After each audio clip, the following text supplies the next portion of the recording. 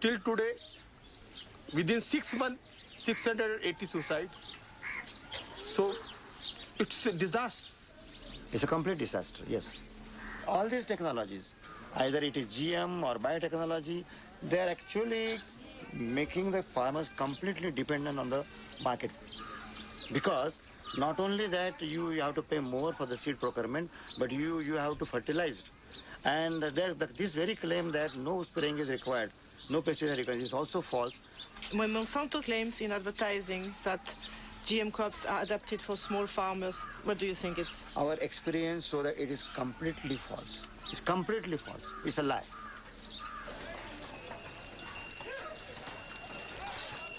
On this day in December of 2006, a revolt was brewing in the largest cotton market in the state of Maharashtra. 3 days later, riots broke out and dozens of small farmers, including Kishore Tiwari, were arrested. बहुत कम भाव में ले रहे माल और काश्तकार करके परेशान हो रहे. तुमचं किती आहे बेटा कर्ज? 32,000 rupees a day. तुमचं 60,000 rupees a day. तुमचं 50,000 rupees a day. 20,000 rupees a day. 50,000 rupees a day. 15,000 rupees a day. किती लोकांना बीटी लावायचं नाही पुढच्या हातवर? सर्व. They don't want to go for the BT.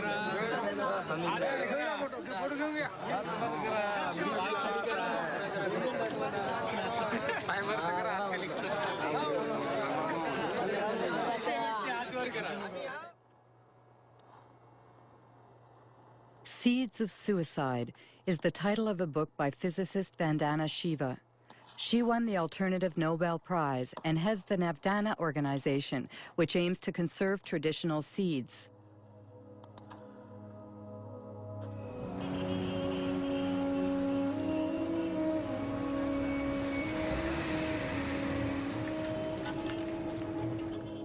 In the beginning, Vandana Shiva's battle was against the first Green Revolution, which brought industrial agriculture to India in the 1960s. Today, she denounces what she calls the second Green Revolution, that of GMOs protected by patents. The difference is that the first Green Revolution was public sector driven. It was driven by government agencies. The government agencies controlled the research. In the case of the second Green Revolution, it is driven by Monsanto. It is a Monsanto-driven revolution. The second big difference is that the first Green Revolution did have a hidden objective of selling more chemicals. But its first objective was providing food. It was food security. And yes, they grew less pulses, they grew less oilseeds, but they did grow more rice and wheat. It fed people. The second Green Revolution has nothing to do with food security.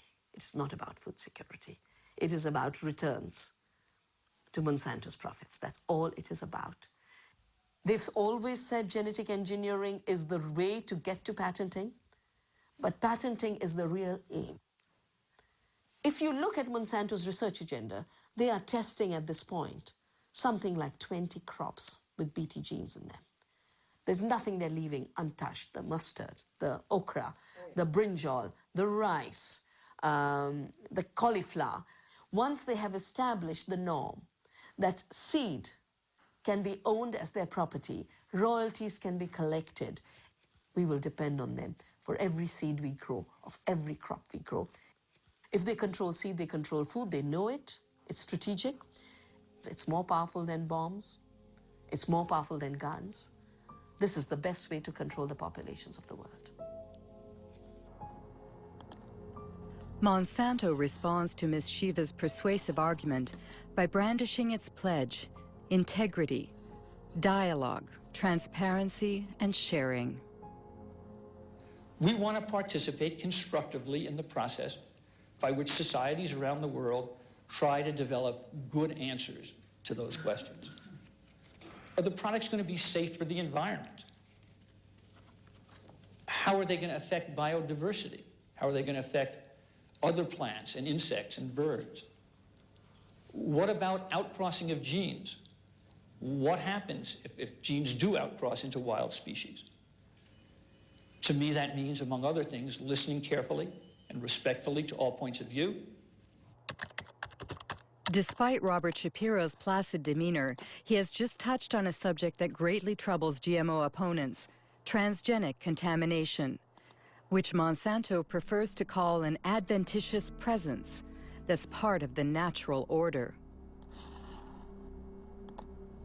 According to a study led by Berkeley professor Dr. Ignacio Chapela, GMOs have already contaminated Mexican corn.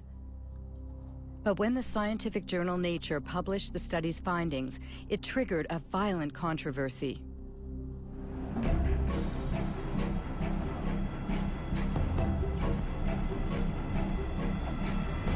I had been working for 15 years with indigenous communities in Oaxaca, in Mexico, and they had been developing the capacity to analyze their environment themselves.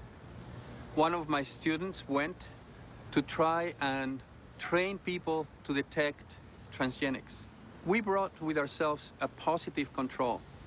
That was a can of corn from the US that we knew was transgenic, and we were looking for a negative control. And we thought the best negative control is going to be corn from the local places, because we all believed that was the cleanest, the most well-preserved source of corn in the world.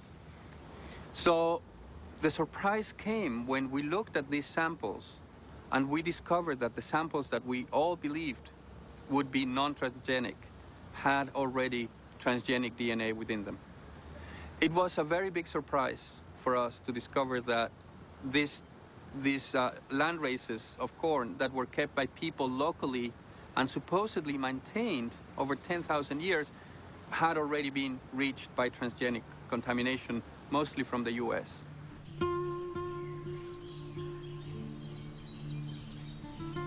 Mexico is the center of origin for corn. More than 150 local corn varieties can be found in just the southern region of Oaxaca. This extensive biodiversity is a treasure, the world's genetic reservoir of corn. Millions of Mexican farmers have maintained it for thousands of years. This corn is for the family? Yes, only for the family. We use it to make tortillas. This year is a good size, so we'll save it as seed for next year's planting. You don't buy your seeds. No. You exchange them. Yes, it's our ancient barter system.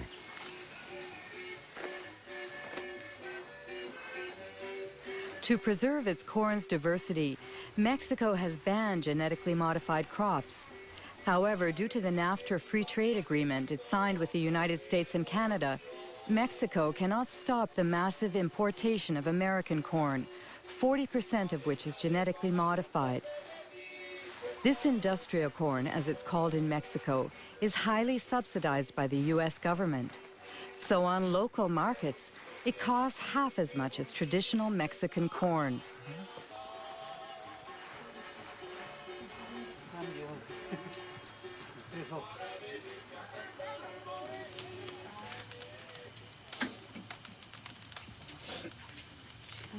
Do you always make your tortillas with local corn? Yes. It's natural and has a better yield. Also, it's more nourishing because it comes from pure soil.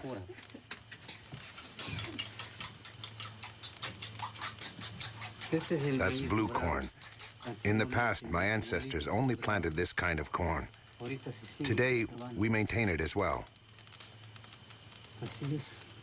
It existed before the Spanish conquest. Yes, there's another kind of conquest.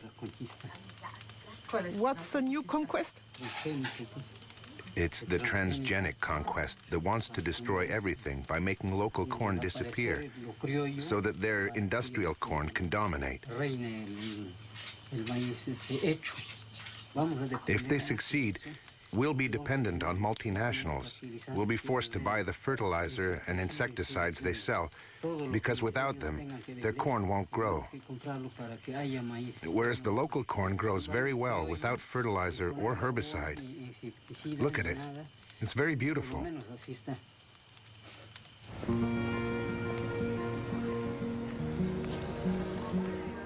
Ignacio Chapella's article